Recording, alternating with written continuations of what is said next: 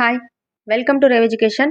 ఈ క్లాస్లో మనం డిస్కస్ చేస్తున్న టాపిక్ లెర్నింగ్ యొక్క థియరీస్ గురించి డిస్కస్ చేద్దాం. లెర్నింగ్కి సంబంధించి థార్న్డైక్ యొక్క ట్రయల్ అండ్ ఎర్రర్ లెర్నింగ్ గురించి, ఇంకా పావ్లో యొక్క classical conditioning theory and Skinner యొక్క ఆపరెంట్ కండిషనింగ్ థియరీ, కోహ్లర్ యొక్క ఇన్సైట్ఫుల్ లెర్నింగ్, ఇంకా కొన్ని సీటెడ్ ప్రీవియస్ ఇయర్ క్వశ్చన్స్ ఈ టాపిక్ పైన ఏ రకంగా అడిగారన్నది కూడా డిస్కస్ చేద్దాం. ఫస్ట్ థార్న్డైక్ యొక్క trial and error learning theory. Thorndike ఇతను ఒక అమెరికన్ సైకాలజిస్ట్. ఇతను ఏం చెప్పాడంటే ట్రయల్ అండ్ ఎర్రర్, యత్నదోష పద్ధతి ద్వారా, అంటే ట్రై చేయడం ద్వారా, ఎర్రర్స్ తప్పులు చేయడం ద్వారా నేర్చుకుంటారు అని ఇతను చెప్పాడు. దీనికి సంబంధించి ఇతను ఒక ప్రయోగాన్ని నిర్వహించాడు. ఇలా ఒక బాక్స్ను, ఒక పజిల్ బాక్స్ను ఏర్పాటు చేసి దానికి ఇలా ఒక మీటను అరేంజ్ చేసి, ఈ మీట లాగితే లివర్ అంటాం, ఈ లీవర్ను లాగినప్పుడు దీని యొక్క డోర్ ఓపెన్ అయ్యేలా, ఈ బాక్స్ ఓపెన్ అయ్యేలా దీన్ని అరేంజ్ చేశాడు. ఇంకా ఇందులో బాగా ఆకలిగా ఉన్న ఒక పిల్లిని పెట్టాడు. బయట ఒక ఫిష్ను అరేంజ్ చేశాడు. ఈ పిల్లి ఆ ఫిష్ను తినడానికి బయటికి రావాలంటే ఈ మీటను లాగాల్సి ఉంటుంది. సో ఫస్ట్ దీన్ని ఇలా ప్రవేశపెట్టినప్పుడు ఫస్ట్ టైం ఏం చేసిందంటే ఈ పిల్లి దానికి తెలియక అటు ఇటు తిరగడం, గోడల్ని రక్కడం, ఇలా చేసి చాలా ప్రయత్నాల తర్వాత ఇది బయటకు వచ్చింది. చాలా ప్రయత్నాల తర్వాత ఈ మీటను లాగి అది బయటకు వచ్చింది. నెక్స్ట్ టైం చేసినప్పుడు ఇదే ఎక్స్పెరిమెంట్ను సెకండ్ టైం చేసినప్పుడు కొన్ని డేస్ తర్వాత ఇదే పిల్లి ఫస్ట్ చేసిన ప్రయత్నాల కంటే తక్కువ ప్రయత్నాల్లోనే, అంటే తక్కువ టైంలోనే దీని నుంచి ఈ మీటను లాగి బయటకు వచ్చేసింది. ఇంకా థర్డ్ టైం చేసినప్పుడు, నెక్స్ట్ టైం చేసినప్పుడు కొన్ని డేస్ తర్వాత మళ్ళీ ఇంకా కొద్ది టైంలోనే అది బయటకు వచ్చేసింది. ఇలా చేస్తూ ఉండే కొద్దీ ఆ పిల్లి ఫైనల్గా ఒకే ప్రయత్నంలోనే దాన్ని లోపల వేసిన వెంటనే ఆ మీటను లాగడం బయటికి రావడం జరిగింది. ఇలా ఇతను ఏం చెప్తాడంటే ట్రై చేయడం ద్వారా, ఇంకా ఎర్రర్స్ అంటే తప్పులు చేయడం ద్వారా నేర్చుకుంటారని ఇతను చెప్తాడు. ఇతను చెప్పిన లాస్ట్ చూడండి, థార్న్డైక్ యొక్క లా ఆఫ్ లెర్నింగ్. అతను లెర్నింగ్కి సంబంధించి ఎటువంటి లాస్ చెప్పాడంటే లా ఆఫ్ ఎఫెక్ట్. మనం ఏదైనా నేర్చుకున్నప్పుడు దాని యొక్క ఫలితం, మనం నేర్చుకున్న దాని యొక్క ఎఫెక్ట్ పైన మనం నేర్చుకునే తీరు ఆధారపడి ఉంటుంది. ఒకవేళ మనకు నచ్చిన విషయం అయితే, మనకు అది సాటిస్ఫైయింగ్గా ఉంటే, ప్లెజెంట్గా ఉంటే, అది మనకు మంచిగా అనిపిస్తే దాన్ని నేర్చుకోవడానికి ఎక్కువ ఇంట్రెస్ట్ కనబడతాం. అంటే మనకి ఏదైనా బెనిఫిట్ వస్తుందంటే, దానివల్ల యూజ్ ఉంటుందంటే దాన్ని బాగా నేర్చుకుంటాం. ఒకవేళ దానివల్ల యూజ్ లేదు, మనకేం అది పనికిరాని విషయం అయితే దాన్ని నేర్చుకోవడానికి ఎక్కువ ఇంట్రెస్ట్ అన్నది చూపించాం. ఇక్కడ పిల్లి చూసినట్లయితే అది ఫిష్ కోసం బయటికి రావడానికి ట్రై చేసింది. ఒకవేళ ఫిష్ లేనట్లయితే బయట అది అన్నిసార్లు ట్రై చేసేది కాదేమో. సో ఆ రకంగా ఫలితం బాగా ఉన్నట్లయితే మనం ట్రై చేసే విధానం కూడా చాలా ఎక్కువగా ఉంటుంది. సో ఇలా ఫిష్ను తినడానికి ఈ పిల్లి చాలా ప్రయత్నాలు చేసి ఈ మీటను నొక్కడానికి ట్రై చేసింది, దీన్ని లాగడానికి. నెక్స్ట్ సెకండ్ లా ఏంటంటే లా of exercise. Law of exercise అంటే మాటికి చేయడం ద్వారా, రిపీటెడ్గా చేయడం ద్వారా ఎక్కువ గుర్తుంటుందని లా ఆఫ్ ఎక్సర్సైజ్ చెప్తుంది. ఇలా మాటికి చేయడం ద్వారా, రిపీటెడ్గా చేయడం ద్వారా ఎక్కువ టైమ్స్ మనకి గుర్తుంటుంది. ఇంకా ఏదైనా ఒక టాస్క్ చేసేటప్పుడు మనం ఒకేసారి నేర్చుకోం, దాన్ని మాటికి చేసే కొద్దీ కొత్త స్కిల్స్ అనేవి నేర్చుకుంటామని ఈ లా ఆఫ్ ఎక్సర్సైజ్ చెప్తుంది. మనం సైకిల్ తొక్కడం కానివ్వండి, స్విమ్మింగ్ నేర్చుకోవడం, ఏదైనా విషయం నేర్చుకోవడం, అది స్టెప్ బై స్టెప్. ఒకేసారికే ఫస్ట్ సైకిల్ తొక్కిన వెంటనే దాన్ని తొక్కడం వస్తుందా లేదు, తప్పులు చేస్తూ కింద పడుతూ ఇంకా ఈ రకంగా ట్రై చేస్తూ తప్పులు చేస్తూ నేర్చుకుంటారని ఇలా రిపీటెడ్గా చేసే కొద్దీ ఆ పిల్లి ఫస్ట్ కొద్ది ప్రయత్నాల్లో బయటికి వచ్చింది. ఆ తర్వాత చేసిన ప్రయోగంలో ఇంకా కొద్ది ప్రయత్నాల్లో, నెక్స్ట్ టైం ఒకే ప్రయత్నంలో బయటకు వచ్చింది. ఈ రకంగా మాటికి చేసే కొద్దీ చాలా ఈజీగా నేర్చుకోగలుగుతారు, ఇంకా బాగా గుర్తుంటుంది నేర్చుకున్నది అని ఇతను చెప్తాడు. Next law of readiness. Law of readiness ఏం చెప్తుందంటే మనం ఫిజికల్గా, మెంటల్గా, ఎమోషనల్గా నేర్చుకోవడానికి రెడీగా ఉన్నప్పుడే మనం దాన్ని నేర్చుకోగలం అని లా ఆఫ్ రెడీనెస్ చెప్తుంది. మనం ఏదైనా విషయం నేర్చుకోవాలంటే మన మైండ్, మనం ఉన్న సిచ్యువేషన్, ఇవన్నీ దానికి సహకరించినట్లయితే నేర్చుకోవడానికి ఈజీగా ఉంటుంది. ఫర్ ఎగ్జాంపుల్ ఒక స్కూల్ ఉంది, స్కూల్లో ఆ రోజు సాటర్డే రోజు పిల్లలు ఏమని అనుకుంటారు, రేపు సండే, సో రేపు హ్యాపీగా ఉండొచ్చు, ఇంకా రేపు సండే హ్యాపీగా ఉండొచ్చు, ఇంకా రేపు ఏముండవు స్కూల్ అని వాళ్ళు అనుకుంటారు. సో ఒకవేళ సాటర్డే ఈవినింగ్ స్కూల్ ఉంది సండే కూడా అని చెప్పినప్పుడు పిల్లలు ఏమనుకుంటారు, అప్సెట్ అవుతారు. అంటే రేపు కూడా స్కూల్ ఉందా అని అనుకుంటారు. ఇలా ఒకవేళ వాళ్ళు సండే రోజు స్కూల్కి వచ్చినా కూడా వాళ్ళు ఏమని ఫీల్ అవుతారు, నేర్చుకోవడానికి వాళ్ళ బ్రెయిన్ అన్నది యాక్టివ్గా ఉండదు. అంటే వాళ్ళ మైండ్ దానిపైన సరిగ్గా ఫోకస్ చేయలేదు. ఈ రకంగా మనం నేర్చుకోవడానికి మనకు అంత ఫిజికల్గా, మెంటల్గా, ఎమోషనల్గా మనం ఫిట్గా లేకపోతే, రెడీగా లేకపోతే దాన్ని సరిగ్గా నేర్చుకోలేం. అది స్టడీస్ అయినా కానివ్వండి, ఏ విషయమైనా. సో ఈ రకంగా మనిషి యొక్క రెడీనెస్ అన్నది చాలా ఇంపార్టెంట్ అని ఈ లా ఆఫ్ రెడీనెస్ చెప్తుంది. మనం ఏదైనా సడన్గా ప్రోగ్రామ్స్ వచ్చినప్పుడు ఒకవేళ నాకు ముందే తెలిసింటే బాగుండు కదా, నేను ఇంకా వేరేలాగా చేసేదాన్ని అని ఈ రకంగా అనుకుంటాం. ఇలా ఫస్టే మనకు రెడీగా ఉండడం అన్నది వెరీ ఇంపార్టెంట్. అలా రెడీగా ఉన్నప్పుడే, మనం నేర్చుకోవాలన్న ఇంటెన్షన్తో ఉన్నప్పుడే, మనం మెంటల్గా, ఫిజికల్గా, ఎమోషనల్గా రెడీగా ఉన్నప్పుడే ఎక్కువ నేర్చుకోవడానికి ఛాన్స్ ఉంటుంది. నెక్స్ట్, పావ్లోవ్ యొక్క క్లాసికల్ కండిషనింగ్ థియరీ. పావ్లోవ్ ఇతను ఒక రష్యన్ సైకాలజిస్ట్. ఇతను ఏం చెప్పాడంటే, ఒక కుక్క పైన ఇతను ప్రయోగం చేశాడు. దాని యొక్క లాలాజలం కలెక్ట్ చేయడానికి ఇలా ఒక పైప్ను దాని నోటిలో అమర్చి దాని క్వాంటిటీని మేజర్ చేస్తూ దానికి ఫుడ్ అందించడం చేశాడు. ఇక్కడ చూడండి, ఈ ప్రయోగంకి సంబంధించి ఇతను దీనికి ఒక కండిషన్ లాగా నేర్పించాడు. ఫస్ట్ ఈ కుక్కకు ఫుడ్ తీసుకురావడం దీని దగ్గరకు. ఇలా ఫుడ్ తీసుకొచ్చినప్పుడు అది దాని నోటిలో సలైవాను రిలీజ్ చేసింది. ఇది ఎటువంటి కండిషన్ లేకుండా జరిగింది. ఎందుకంటే నార్మల్గా ఫుడ్ చూసిన వెంటనే ఆ కుక్క సలైవాను రిలీజ్ చేసింది. సో ఇది అన్కండిషనల్ రెస్పాన్స్ అవుతుంది. తర్వాత ఏం చేశాడు, ఉట్టి గంటను మాత్రమే దాని దగ్గరకు తీసుకొచ్చి మోగించాడు. అలా మోగించినప్పుడు ఆ కుక్క ఏం చేసింది, నో రెస్పాన్స్, అసలు రెస్పాన్సే ఇవ్వలేదు. ఎందుకంటే దీనికి దాని యొక్క సలైవకు ఏం రిలేషన్ అన్నది లేదు. నెక్స్ట్ ఏం చేశాడంటే, ఫస్ట్ గంటను మోగించి ఆ తర్వాత ఫుడ్ పెట్టాడు. ఇలా అతను ఒక కండిషన్ అన్నది ఏర్పరిచాడు. ఎలా అంటే, రోజు ఫస్ట్ గంట మోగించడం, ఆ తర్వాత ఫుడ్ పెట్టడం, ఫస్ట్ బెల్ మోగించడం, ఆ తర్వాత ఫుడ్ పెట్టడం, ఇలా కొన్ని డేస్ చేశాడు. ఆ తర్వాత కొన్ని డేస్ తర్వాత ఈ కుక్క ఏం నేర్చుకుందా అంటే, ఎప్పుడైతే గంట మోగిస్తారో అప్పుడు అది తన నోటిలో ఉన్న సలైవాను రిలీజ్ చేసింది. అంటే దానికి అర్థం చేసుకుంది, ఇప్పుడు గంట కొట్టిన తర్వాతనే ఫుడ్ పెడతారు కాబట్టి తినడానికి సిద్ధం అవ్వాలి అని. ఈ రకంగా దాని నోట్లో సలైవాను రిలీజ్ చేసింది. ఇలా కండిషన్కి ఇది రెస్పాన్స్ అనేది ఇచ్చింది. ఇది పావ్లోవ్ యొక్క క్లాసికల్ కండిషనింగ్ థియరీ. ఇంకా మనం డైలీ లైఫ్లో కూడా చూస్తుంటాం, టీచర్ వచ్చిన వెంటనే లేవడం, ఇంకా నేషనల్ యాంథమ్ వెంటనే లేవడం, మనకు తెలియకుండానే ఆటోమేటిక్గా కొన్ని విషయాలు అనేవి చేస్తుంటాం. ఇంకా పిల్లలు బ్యాగ్స్ ప్యాక్ చేసుకోమని చెప్పినప్పుడు ఇంటికి వెళ్ళాలి అని అర్థం చేసుకోవడం, ఇలా మనం డైలీ లైఫ్లో కూడా మనకు తెలియకుండానే కొన్ని పనులు ఇలా కండిషన్గా చేస్తుంటాం. ఇదే ఇతని యొక్క క్లాసికల్ కండిషనింగ్ థియరీ.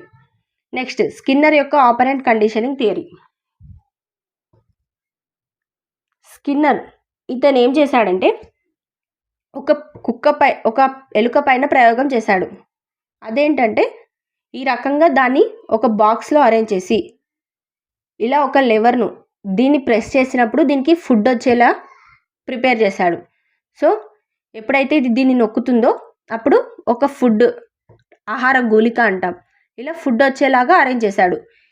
ఈ ఎలుక ఏం చేసింది, ఫస్ట్ ఎప్పుడైతే దానికి ఆకలి అనిపిస్తుందో అప్పుడు దీన్ని నొక్కడం అలవాటు చేసుకుంది. నెక్స్ట్ కొన్ని డేస్ తర్వాత ఏం చేశాడు, ఎప్పుడైతే లైట్ వెలుగుతుందో అప్పుడు మాత్రమే ఫుడ్ వచ్చేలాగా చేశాడు. అంటే లైట్ వెలిగినప్పుడు ఈ లీవర్ను నొక్కినప్పుడు మాత్రమే ఫుడ్ వచ్చేలాగా. ఒకవేళ లైట్ వెలిగినప్పుడు దాన్ని ప్రెస్ చేసినా కూడా ఫుడ్ రాదు. సో ఈ రకంగా దానికి ఒక కండిషన్ అన్నది ఏర్పాటు చేశాడు. ఎప్పుడైతే లైట్ వస్తుందో అప్పుడు మాత్రమే దీన్ని ప్రెస్ చేయాలని అది అర్థం చేసుకునేలాగా చేశాడు. ఇలా చేసినప్పుడు ఆ ఎలుక ఏం చేసిందంటే, ఎప్పుడైతే లైట్ వెలుగుతుందో అప్పుడు మాత్రమే ఆ లీవర్ను ప్రెస్ చేయడం నేర్చుకుంది. ఇలా స్కిన్నర్ ఏం చెప్తాడంటే, అది ఒక రెయిన్ఫోర్స్మెంట్ వల్ల వర్క్ చేస్తుంది. దానికి ఒక పునర్బలనం ఉన్నప్పుడు ఇలా ఫుడ్ వస్తుందంటే అది దాన్ని రెయిన్ఫోర్స్మెంట్ లాగా భావిస్తుంది, దానికి ఒక పునర్బలనం లభిస్తుంది. ఈ ఫుడ్ని పొందడానికి ఇది తన అలవాటును చేంజ్ చేసుకుంది అని ఇతను చెప్పాడు. ఇలా ఎప్పుడు ఈ లివర్ను నొక్కే ఎలుక కేవలం లైట్ వచ్చినప్పుడు మాత్రమే దీన్ని నొక్కడం నేర్చుకుంది. అంటే అది దాని రెయిన్ఫోర్స్మెంట్ కోసం, దాని యొక్క ఫుడ్ కోసం ఇలా చేసింది. కాబట్టి వాళ్ళకు రెయిన్ఫోర్స్మెంట్ అన్నది వెరీ ఇంపార్టెంట్ నేర్చుకోవడానికి అని ఇతను చెప్తాడు. రెయిన్ఫోర్స్మెంట్లో positive reinforcement, negative reinforcement. Positive reinforcement అంటే ఏంటి? ఇక్కడ ఈ ఎలుకను చూస్తే ఇది ఫుడ్ కోసం దీన్ని ప్రెస్ చేస్తుంది, కాబట్టి ఇది పాజిటివ్ రెయిన్ఫోర్స్మెంట్ అవుతుంది. పాజిటివ్ రెయిన్ఫోర్స్మెంట్ అంటే అది చేయాలని అనుకోవడం, దాన్ని నేర్చుకోవాలని అనుకోవడం. ఇలా దీన్ని నొక్కడం ఎందుకు చేస్తుందంటే పాజిటివ్ రెయిన్ఫోర్స్మెంట్, దానికి ఫుడ్ వస్తుంది కాబట్టి చేస్తుంది. ఒకవేళ దీన్ని ప్రెస్ చేసినప్పుడు షాక్ వచ్చినట్లయితే అది ఇంకోసారి చేస్తుంది, ఆ పని లేదు, దీని దగ్గరికి వెళ్ళదు. కాబట్టి ఇది నెగిటివ్ రెయిన్ఫోర్స్మెంట్ అవుతుంది. పొలాల్లో కూడా కంచెలు వేస్తుంటారు. ఇలా ఈ కంచెకు షాక్ పెట్టినట్లయితే వేరే జంతువులు ఏవి రాకుండా, ఇలా షాక్ వల్ల వేరే జంతువులు ఏవి దాని దగ్గరికి రాకుండా ఉంటాయి. సో ఇలా పొలాలు పాడవకుండా దీని చుట్టూ కంచెలు అనేవి ఏర్పాటు చేస్తుంటారు. ఇది నెగిటివ్ రెయిన్ఫోర్స్మెంట్ అవుతుంది. దీనివల్ల అవి ఏం నేర్చుకుంటాయి? దీని దగ్గరికి రాకూడదని నేర్చుకుంటాయి. సో ఇంకా కోహ్లర్ యొక్క ఇన్సైట్ఫుల్ లెర్నింగ్. కోహ్లర్ అనే వ్యక్తి ఇతను ఒక గెస్టాల్ట్ వాది. గెస్టాల్ట్ వాదులు అంటే వర్దిమియర్, కోఫ్కా, కోహ్లర్. వీళ్ళను ఎగ్జాంపుల్గా చెప్పొచ్చు. వీళ్ళు ఏమంటారంటే ఎన్నిసార్లు అయినా ట్రై చేయడం, తప్పులు చేయడం, ఇలా నేర్చుకోవడం కంటే ఇలా ఇన్సైట్ఫుల్గా నేర్చుకోవడం, అంతర్దృష్టితో నేర్చుకోవడం, అంతర్దృష్టి కలిగి ఉండడం, అంటే దాన్ని అవగాహన చేసుకొని నేర్చుకోవడం బెటర్ అని వీళ్ళు చెప్తారు. ఇతను కోహ్లర్ చింపాంజీల పైన దీని గురించి ప్రయోగం చేశాడు. ఇలా చింపాంజీని ఒక ప్లేస్ దగ్గర ఉంచి దాని దగ్గర 2 స్టిక్స్ పెట్టి అరటి పండ్లను దానికి అందకుండా దూరంలో ఉంచాడు. ఇలా పెట్టినప్పుడు ఆ చింపాంజీ ఏం చేసిందంటే 2 స్టిక్స్ని ఫస్ట్ దానికి అవగాహన లేకుండా దాంతో ఆడుకోవడం ఇలా చేసింది. ఆ తర్వాత రెండింటిని జాయింట్ చేసి పెద్ద కర్రలాగా చేసి ఆ అరటి పండ్లను అందుకొని తిన్నది. సో ఇలా ఇతను ఏం చెప్తాడంటే ఇన్సైట్ఫుల్గా ఆలోచించడం, అంతర్దృష్టితో ఆలోచించడం అన్నది నేర్చుకోవడానికి ఉపయోగపడుతుంది. ఇలా ట్రై చేయడం ద్వారా, ఇలా చేయడం కంటే ఇన్సైట్ఫుల్గా ఆలోచించి నేర్చుకోవడం బెటర్గా ఉంటుందని ఇతను చెప్తాడు. ఇంకా ఈ చింపాంజీల పైన ఇంకొక ప్రయోగం కూడా చేశాడు అతను.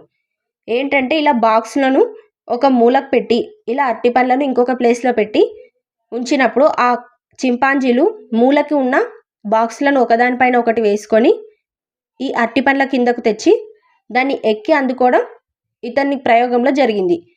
సో ఈ రకంగా ఫస్ట్ అవి ఆ బాక్స్లను యూజ్ చేసే విధానం గుర్తుపట్టలేదు. ఆ తర్వాత కొద్దిసేపటి తర్వాత ఇలా చేశాయి. అంటే ఇతను ఇలా ఇవి ఇన్సైట్ఫుల్గా ఆలోచించడం ద్వారా నేర్చుకున్నాయి. కాబట్టి ఇన్సైట్ఫుల్ లెర్నింగ్ అనేది ఇంపార్టెంట్ అని కోహ్లర్ చెప్తారు.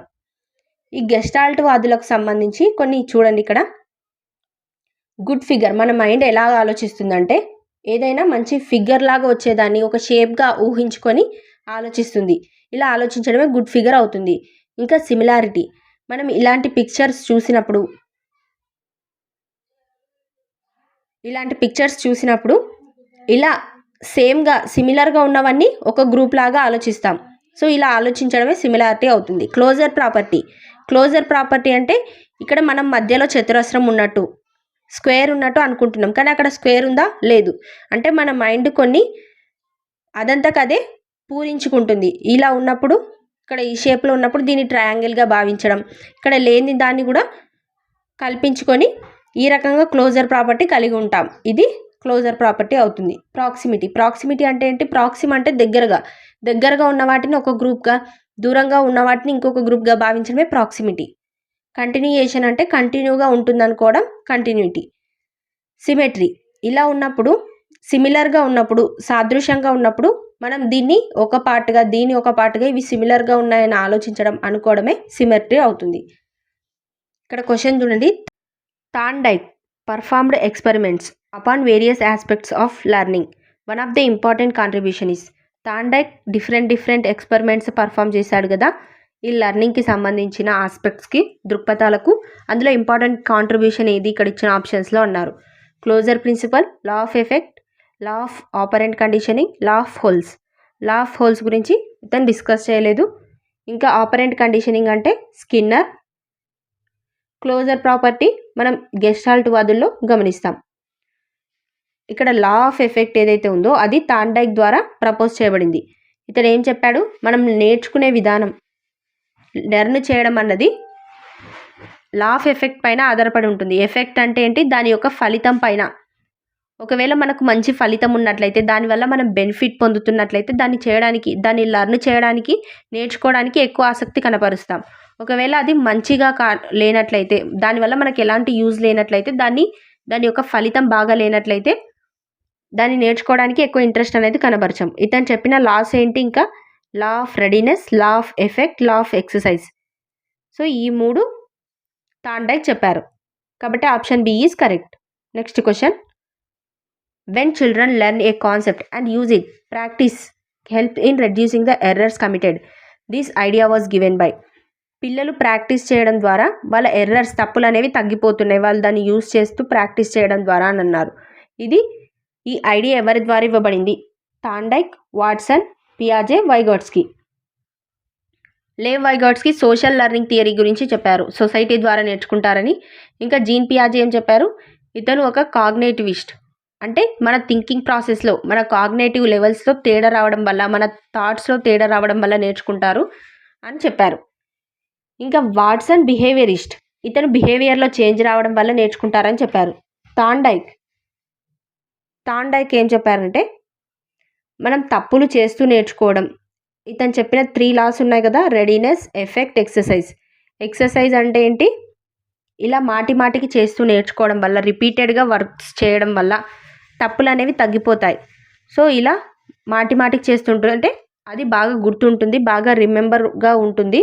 దీన్ని బాగా ఉంచుకోవడానికి ఇంకా తప్పులు తగ్గిపోయి నేర్చుకుంటారని చెప్పాడు. So option 1 is correct. Thorndike is correct option. Next question, the insight theory of learning is prompted by. Insight theory గురించి ఎవరు చెప్పారు ఇక్కడ? Gestalt theorist Pavlov, gene పియాజే, Vygotsky socio cultural theory, పియాజే యొక్క కన్స్ట్రక్టివిస్ట్, ఇతను కన్స్ట్రక్టివ్ థియరీ గురించి. ఇంకా Pavlov classical conditioning theory. ఇక్కడ insight theory గురించి ఎవరు ఎక్స్ప్లెయిన్ చేశారంటే గెస్టాల్ట్ వాదులు ఏమని నమ్ముతారు? ఇన్సైట్ఫుల్గా నేర్చుకోవడం, అంతర్దృష్టితో నేర్చుకోవడం, దాన్ని అవగాహన చేసుకొని నేర్చుకోవడం ఇంపార్టెంట్ అని వీళ్ళు చెప్పారు. మనం ఈ థియరీకి సంబంధించి కోహ్లర్ గురించి డిస్కస్ చేస్తాం. ఇతను తన ఇన్సైట్ థియరీ ఏం చెప్పారంటే, చింపాంజీల పైన ప్రయోగం చేసి అవి అవగాహన చేసుకొని ప్రాబ్లమ్ని సాల్వ్ చేయగలిగాయి, అవి ఇన్సైట్ఫుల్గా ఫస్ట్ ఆలోచించి ప్రాబ్లమ్ని సాల్వ్ చేయగలిగాయి అని చెప్పారు. సో ఇన్సైట్ఫుల్ లెర్నింగ్ అన్నది గెస్టాల్ట్ వాదులకు సంబంధించినది. Option A is correct. Next question, which of the following does not deter problem solving. ఇక్కడ ప్రాబ్లమ్ సాల్వింగ్ని దాన్ని అడ్డంకిగా మారింది ఏంటి? Insight, mental sets, entrenchment, fixation. Insight అంటే ఏంటి? అంతరంగా ఆలోచించడం, దాన్ని అవగాహన చేసుకోవడం అంతరంగా. సో ఇలా ఇన్నర్గా ఆలోచించడం అన్నది ప్రాబ్లమ్ సాల్వింగ్ని అడ్డంకిగా మారదు. కాబట్టి ఆప్షన్ ఏ ఈజ్ కరెక్ట్. ఇలా ఆలోచించగలిగినప్పుడు, దాని ప్రాబ్లమ్ని అవగాహన చేసుకోగలిగినప్పుడే దానికి సొల్యూషన్ వెతకగలం. సో ఇలా ఇన్సైట్ఫుల్గా ఆలోచించడం అన్నది ప్రాబ్లమ్ సాల్వింగ్ని అడ్డంకిగా మారదు. కాబట్టి ఆప్షన్ ఏ కరెక్ట్ అవుతుంది. ఇక్కడ మెంటల్ సెట్స్ అన్నవి అడ్డంకిగా మారచ్చు. ఎందుకంటే మెంటల్ సెట్స్ అంటే ఏంటి? మనకు ఆల్రెడీ ఉన్నవి, ఆల్రెడీ మన మైండ్లో ఉన్న కొన్ని మెంటల్ సెట్స్. ఫర్ ఎగ్జాంపుల్, ఒక క్లాస్లో a² + b² + 2ab ఈ ఫార్ములాని ఈ రకంగా చదివారు. ఇది ఏంటి? a + b² formula. నెక్స్ట్ క్లాస్లో ఇదే ఫార్ములాని a² + 2ab + b², ఇక్కడ ఈ వర్డ్ ఇక్కడ చేంజ్ అయ్యాయి. నెక్స్ట్ క్లాస్లో ఇలా ఉన్నప్పుడు ఇదే ఫార్ములా మనం ఏది ఎక్కువ చదవడానికి ఇష్టపడతాం? ఫస్ట్ ఉన్న ఫార్ములానే, అంటే మన మైండ్లో ఏదైతే ఫిక్స్ అయిందో అది చదవడానికి ఇష్టపడతాం. ఇలా మెంటల్ సెట్స్ అన్నవి కొత్తగా ప్రాబ్లమ్స్ సాల్వ్ చేయడానికి కొంచెం ఆటంకంగా మారడానికి ఛాన్స్ అనేది ఉంటుంది. మన మైండ్లో ఏదైతే ఫిక్స్ అయి ఉంటుందో దానిలో చేంజ్ చేయడం కొంచెం కష్టంగా ఉండొచ్చు. కాబట్టి ఆప్షన్ బి రాంగ్ అవుతుంది. ఎంట్రెంచ్మెంట్ అంటే మనం ప్రాబ్లమ్ సాల్వ్ చేసే విధానంలో తేడా చూపించలేకపోవడాన్ని అని చెప్పొచ్చు. అంటే ఇంకా వేరే విధంగా చేయలేని విధానం. సో ఇది కూడా కరెక్ట్ కాదు. ఇంకా ఫిక్సేషన్ అంటే ఇది సిగ్మండ్ ఫ్రాయిడ్కి సంబంధించింది. చిన్నప్పుడు వాళ్ళ అవసరాలు తీరకపోతే వాళ్ళు పెద్దయ్యాక ఎవరైతే సరిగ్గా ఫీడింగ్ లేకపోతుందో వాళ్ళు బబుల్ గమ్ తినడం, స్మోకింగ్ ఇవన్నీ నేర్చుకోవడం, ఇలా కొన్ని ఫిక్సేషన్స్ కలిగి ఉంటారని సిగ్మండ్ ఫ్రాయిడ్ చెప్పాడు. సో ఆప్షన్ డి అనేది కూడా రాంగ్ అవుతుంది. ఇక్కడ కరెక్ట్ ఆప్షన్ ఏంటి? ప్రాబ్లమ్ సాల్వింగ్కు ఎటువంటి ఆటంకం కలిగించిందంటే ఇన్సైట్ అన్నది ఎటువంటి ఆటంకం కలిగించదు, డిటర్ చేయదు. Next question, presence of identical elements between already learned skills and new skills result in. ఇక్కడ ఐడెంటికల్ ఎలిమెంట్స్ ఉండడం, రెండు విషయాలు నేర్చుకున్నారు. ఫస్ట్ నేర్చుకున్న దాంట్లో తర్వాత నేర్చుకున్న దాంట్లో కొన్ని పోలికలు ఉండడం అనేది దేని సూచిస్తుంది? Negative transfer, positive transfer, generalised transfer, zero transfer. ఇక్కడ పోలికలు ఉండడం వల్ల కొన్ని పోలికలు ఉంటే ఏమవుతుంది? ఫస్ట్ నేర్చుకున్నది ఏదైతే స్కిల్స్ ఉంటాయో అవి సెకండ్ నేర్చుకున్న దాంట్లో యూజ్ అవ్వడానికి ఎక్కువగా ఛాన్స్ అనేది ఉంటుంది. సో ఇది పాజిటివ్ ట్రాన్స్ఫర్ అవుతుంది. ఫర్ ఎగ్జాంపుల్, ఎవరైతే సైకిల్ నేర్చుకుంటారో వాళ్ళు బైక్ నేర్చుకున్నప్పుడు ఈ బైక్ నేర్చుకునడంలో ఈ స్కిల్స్, సైకిల్ నేర్చుకోవడంలో ఉన్న స్కిల్స్ యూజ్ అవుతాయి. దాన్ని బ్యాలెన్స్ చేయడం, దాని యొక్క బ్రేక్ సిస్టమ్ కానివ్వండి, ఇలా కొన్నిటిపైన ఇవి యూజ్ అవుతాయి. ఇలా యూజ్ అవ్వడాన్ని పాజిటివ్ ట్రాన్స్ఫర్గా చెప్పొచ్చు. నెగిటివ్ ట్రాన్స్ఫర్ అంటే ఏంటి? ఫస్ట్ నేర్చుకున్నది సెకండ్ నేర్చుకోవడంపై ఆటంకంగా మారచ్చు. అంటే దాన్ని సరిగ్గా చేయలేకపోవడం, ఫస్ట్ నేర్చుకోవడం వల్ల సెకండ్ చేయబోయేది సరిగ్గా చేయలేకపోవడాన్ని, దానికి ఆటంకం కలిగించడాన్ని నెగిటివ్ ట్రాన్స్ఫర్ అని చెప్పొచ్చు. ఇక్కడ నెగిటివ్ ట్రాన్స్ఫర్ కాదు, జనరలైజ్డ్ ట్రాన్స్ఫర్ కాదు. జీరో ట్రాన్స్ఫర్ అంటే ఫస్ట్ చేస్తున్నది సెకండ్ చేస్తున్న దానికి ఎటువంటి సంబంధం లేకుండా, ఆటంకం కలిగించకుండా, ఇట్లా ఇంకా పాజిటివ్గా యూజ్ కాకుండా ఉండడం. ఇది కూడా కాదు. ఇక్కడ పాజిటివ్ ట్రాన్స్ఫర్ అనేది జరిగింది. ఫర్ ఎగ్జాంపుల్, టైపింగ్ నేర్చుకున్న వాళ్ళు ఎప్పుడైతే సిస్టమ్ యూజ్ చేస్తారో అప్పుడు స్పీడ్గా టైప్ చేయడం. ఇక్కడ ఏం జరుగుతుంది? ఫస్ట్ టైపింగ్ నేర్చుకోవడం, తర్వాత సిస్టంలో ల్యాప్టాప్లో ఇలా టైప్ చేయడం వల్ల వాళ్ళు ఇక్కడ నేర్చుకున్న స్కిల్స్ ఇక్కడ యూజ్ చేయగలుగుతారు. అంటే ఇక్కడ వాళ్ళకు పాజిటివ్ ట్రాన్స్ఫర్ అనేది జరిగింది. So option B is correct. Next question, a young child response to a new situation on the basis of the response made by him or her in a similar situation as in the past. This is related to. ఇక్కడ ఒక child తను ఎలా respond అయిందంటే ఒక సిచ్యువేషన్కి తను ప్రీవియస్గా చేసిన ఒక పనికి ఉన్న రెస్పాన్స్ ప్రకారం ఈ సిచ్యువేషన్కి రెస్పాండ్ అయింది. ఇది దేన్ని సూచిస్తుంది అని అన్నారు. ఫర్ ఎగ్జాంపుల్, ఒక అమ్మాయి ఒక వర్క్ చేసింది. ఆ వర్క్ ఎవరికైనా హెల్ప్ చేసింది అనుకుందాం. ఇలా హెల్ప్ చేసినప్పుడు వాళ్ళ పేరెంట్స్ కానివ్వండి, టీచర్స్ కానివ్వండి, బాగా చేసావని పొగిడారు ఒకసారి చేసినప్పుడు. ఇంకా నెక్స్ట్ టైం ఇదే వర్క్ ఫస్ట్ టైం చేసినప్పుడు మంచిగా ఉందని పొగిడారు. సో నెక్స్ట్ టైం చేసినప్పుడు ఆమె ఏం చేస్తుంది? ఈ వర్క్ చేయాలనుకుంటుందా లేదా? అంటే చేయాలనుకుంటుంది. ఎందుకంటే వీళ్ళు ఆ పని మంచి పని అని చెప్పారు, అంటే తనకు మంచి రెస్పాన్స్ అనేది వచ్చింది. సో ఇంకొకసారి చేయడానికి కూడా ట్రై చేస్తుందా? అదే ఒకవేళ ఒక పని చేసినప్పుడు వాళ్ళ పేరెంట్స్ కానివ్వండి, వాళ్ళ టీచర్స్ కానివ్వండి, నువ్వు చేసింది తప్పు, ఇలాంటి పని చేయొద్దని చెప్తే నెక్స్ట్ టైం అలాంటి పని చేస్తుందా? లేదు. సో ఇక్కడ ఏమన్నారు? A young child response to a new situation on the basis of response made by him or her in a similar situation as in the past. అంటే పాతగా ఉన్న రెస్పాన్స్ని బట్టి ఆమె కొత్త సిచ్యువేషన్కి రెస్పాండ్ అయ్యింది. అంటే నేను ఈ పని చేస్తే కరెక్ట్, ఈ పని చేస్తే రాంగ్ అని తనకు వచ్చిన రెస్పాన్స్ ప్రకారం ఒకరు మెచ్చుకోవడం, లేకపోతే తనకు బెనిఫిట్ రావడం, ఇలాంటి వాటిని దృష్టిలో పెట్టుకొని నెక్స్ట్ పని చేసింది. నెక్స్ట్ టైం అదే సిచ్యువేషన్ అన్నది వచ్చినప్పుడు ఇలా తను వర్క్ చేసింది. ఇది దేన్ని సూచిస్తుందంటే ఇక్కడ law of analogy, law of effect, law of attitude, law of readiness. ఇక్కడ రెడీనెస్గా ఉందా ఆమె? కాదు. యాటిట్యూడ్కి సంబంధించి కాదు. అనాలజీ అంటే ఏంటి? పాత సిచ్యువేషన్లో ఒక సిచ్యువేషన్లో ఉన్నది ఇంకొక సిచ్యువేషన్లో యూజ్ అవ్వడాన్ని అనాలజీ అని చెప్పొచ్చు. ఒక సిచ్యువేషన్లో ఉన్నది సెకండ్ ఇంకొక సిచ్యువేషన్లో అదే ఇలాంటి సిచ్యువేషన్ మళ్ళీ ఏర్పడినప్పుడు యూజ్ అవ్వడాన్ని అనాలజీ చెప్పొచ్చు. ఇక్కడ అదే యూజ్ అయిందా? కాదు. ఇక్కడ ఏమైంది? ఆమె ఫస్ట్ ఏదైతే వర్క్ చేసిందో నెక్స్ట్ టైం అదే వర్క్ అలాంటి సిచ్యువేషన్ ఏర్పడినప్పుడు ఫస్ట్ టైం ఎలాంటి రెస్పాన్స్ వచ్చిందో దాని ప్రకారం ఈమె చేసిందంటే ఫలితాన్ని సూచిస్తుంది. ఇక్కడ ఎఫెక్ట్, ఫస్ట్ చేసినప్పుడు మంచి ఎఫెక్ట్ వచ్చినట్లయితే మళ్ళీ చేయడానికి ఇష్టపడుతుంది. ఒకవేళ ఫస్ట్ చేసినప్పుడు అది యూస్ఫుల్గా లేకుండా, మంచి ఎఫెక్ట్ లేకుండా, మంచి ఫలితం రాకుండా ఉన్నట్లయితే సెకండ్ టైం చేయడానికి ఇష్టపడదు. ఇలా దీన్ని ఏం సూచిస్తుంది? ఇక్కడ లా ఆఫ్ ఎఫెక్ట్ చూపిస్తుంది. ఒకవేళ ఒక అమ్మాయి ఎవరికైనా హెల్ప్ చేసినప్పుడు ఫస్ట్ టైం తనకు మంచి రెస్పాండ్ వచ్చింది, అందరూ బాగా మెచ్చుకున్నారు. సెకండ్ టైం అలాంటి సిచ్యువేషన్ వచ్చినప్పుడు తను ఇంకా అలాంటి వర్క్ చేయడానికి ఇష్టపడుతుంది. అంటే మంచి అందరూ బాగా మెచ్చుకుంటున్నారు కాబట్టి దీనికి మంచి ఫలితం ఉంది, నేను కూడా ఇంకోసారి మంచి పని చేయాలని, ఇలాగే చేయాలి అని తను ఆ రకంగా చేసింది. అంటే ఫలితం అన్నది ఇక్కడ గమనించవచ్చు. So option B is correct. Thanks for watching. మీకు ఈ వీడియో నచ్చినట్లయితే లైక్ చేయండి, మీ ఫ్రెండ్స్కి కూడా షేర్ చేయండి, మన ఛానల్ని సబ్స్క్రైబ్ చేసుకోండి.